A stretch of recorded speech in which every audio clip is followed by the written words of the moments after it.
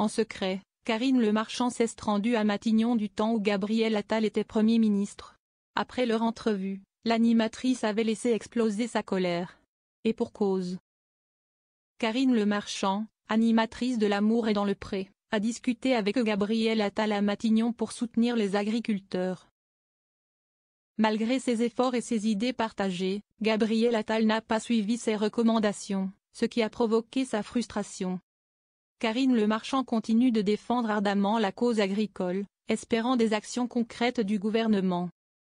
Karine Le Marchand aurait-elle une ambition intime et politique? Engagée aux côtés des agriculteurs depuis des années, l'animatrice de L'amour est dans le pré à ses entrées au sommet de l'État. Quand il était encore à Matignon, Gabriel Attal l'a notamment reçu pour évoquer ce sujet qui lui tient à cœur. Je vois que c'est une thématique qui lui tient très à cœur, elle connaît les chiffres, elle est au courant des dossiers, raconte Louis Jubelin, conseiller spécial du Premier ministre d'alors à Libération. En coulisses, Karine Le Marchand et Gabriel Attal ont longuement discuté des idées de l'animatrice pour aider les agriculteurs. En repartant de Matignon, elle pensait avoir marqué des points auprès du Premier ministre. Mais il n'avait alors repris aucun de ses conseils. De quoi la mettre en rogne. Elle avait alors envoyé un message bien senti à son conseiller. « Seriously ? Comment tu veux attirer les jeunes si c'est pour leur faire gagner des clopinettes ? Bise à toi, mais je suis vénère », écrivait-elle selon Libération.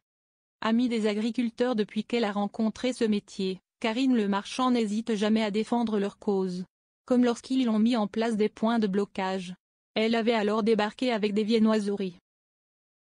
J'ai beaucoup de messages d'agriculteurs qui disent « Vous le dimanche, vous dormez, vous avez le temps d'aller chercher un croissant pour vos enfants.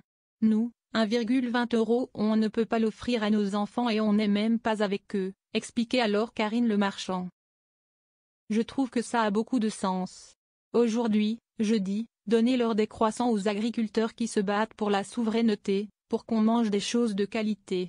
Il faut aussi qu'on dise qu'on vous aime et qu'on vous remercie.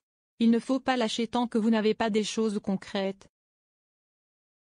Si vous réussissez à avoir un mouvement dur, pérenne et sans violence, vous ferez la différence avec tous les autres mouvements, assurait encore Karine Le Marchand. Remontée contre Gabriel Attal, elle n'hésitait pas à l'afficher. Le salon de l'agriculture va bientôt commencer.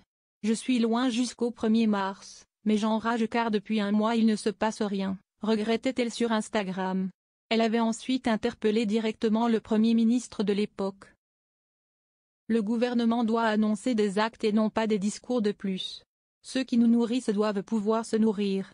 Les centrales d'achat et la grande distribution doivent comprendre que la fête est finie, implorait Karine Le Marchand. Les producteurs sont soutenus par 90% des Français.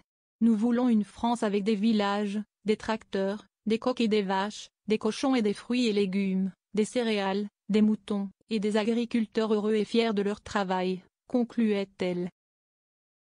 Reçue par Gabriel Attal, Karine Le Marchand n'a pas été écoutée. Mais en coulisses, elle continue sa lutte pour les agriculteurs. Avant de devoir passer la main à l'animation de L'amour est dans le pré,